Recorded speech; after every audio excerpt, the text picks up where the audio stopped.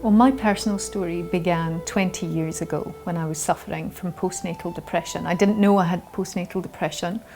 I'd lost my vision, I'd lost my focus for my future. I'd always been someone who was really focused and kind of inspired and excited about life, and that had completely gone. I expected to have this little baby. She would pop out, she would be lots of fun. I'd pop her on my hip, we'd eat carrots together, and life would be bliss. It didn't work out that way.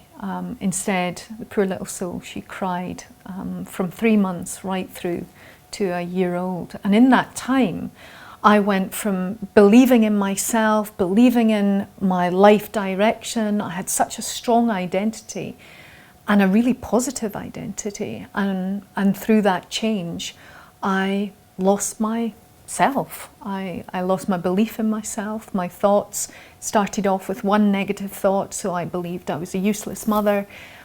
Within 9 months, I believed I was a useless mother, I was a useless wife, I was fat, I was ugly, I was unattractive, and it went on to I was unemployable.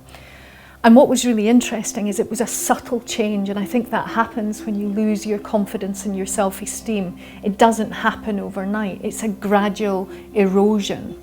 And in that time, I didn't really see it happening. I think my feelings started to dip, and then they dipped further and further and further until almost a year later. I was really fortunate because I have this amazing aunt, and my aunt said to me, you know, let's go out for some afternoon tea. I just want to have a chat and spend time with you.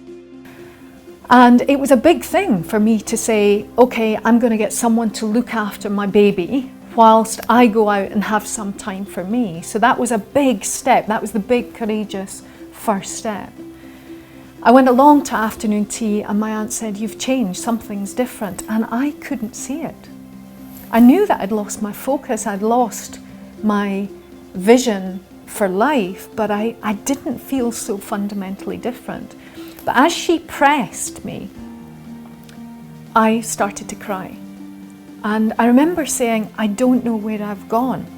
It was this feeling of, where have I gone? You know, I'd become this shell operating as a mother, you know, feeding my child, caring for my child. My whole identity had gone onto my child, and I had lost me. So she said to me, you have two choices. You can either go on to antidepressants, or you could consider a little workshop. And that was the turning point in my life. It was incredible. I didn't want to go on to antidepressants, so I thought I've got to do something proactive, because I'd acknowledged the fact that something wasn't quite right. So off I toddled to this little workshop, which was held in a small flat in Edinburgh. And I remember going into it and bumping into these, I think it was around 10 people on a Heal Your Life workshop. I kind of looked at the group of people and I thought I felt really different from them all. You know, and we sat cross-legged on the floor of this little apartment with our vegetarian lunches, and I just didn't know what to expect. And I remember the opening of the workshop. We went round in a circle and people said, you know, tell me how you feel. Or the teacher said, tell us how you feel. And as we went around the group, I said, I feel really happy. And that was my default position. I could paint on this face and I could say, I am such a happy person. And then we did the second round of questions, and the second round was, how do you really feel? Is there any sadness lurking? Is there any pain lurking? And I burst into tears. And I realized then that I wasn't happy. But admitting that to myself was just such a fundamental step. At the end of those 2 days, I could not believe what I learned. I learned fundamentally what was going on inside my mind. My mind was almost like the computer that was programming everything in my life, from my emotions to my success, my energy, my vitality. It all started with the way I was thinking. And I'd made a fundamental shift that weekend, which meant that by assessing and analysing my thoughts, I realised that I had to make some changes, both with the way I thought, but also in the way that my habits, the things that I was doing in life. The other thing that happened at that workshop that was really fundamental was at the end, everyone sat in this circle. There was a coconut shell passed around the room. And inside the coconut shell, there were some little angel cards. Just cards with one inspirational word. And I remember picking the card out of the coconut shell, and the card read purpose. And I've never had such a strong feeling of burn in my belly in my life.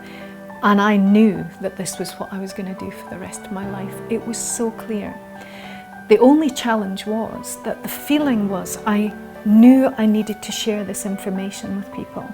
I needed to share it with the media. I needed to share it with magazines, television.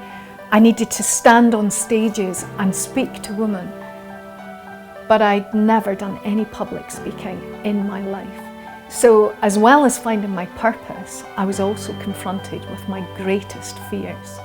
And in the last 20 years, I've spent my life overcoming my fears and working towards that calling, that feeling that was deep within me, that this was the work that I was meant to do.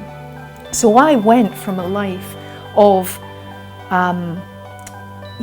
no clarity, uncertainty, low self-esteem, low self-confidence, disconnection with myself, to 8 years later, I was sitting on the sofa of GMTV. I signed up a 3-book deal with one of the biggest self-help publishing companies in the world. Everything changed for me. I was speaking on stages worldwide, and although I was frightened to begin with, I had this burn in my belly because I knew who I was, I knew what I wanted, I knew where I was going, and the rest is history.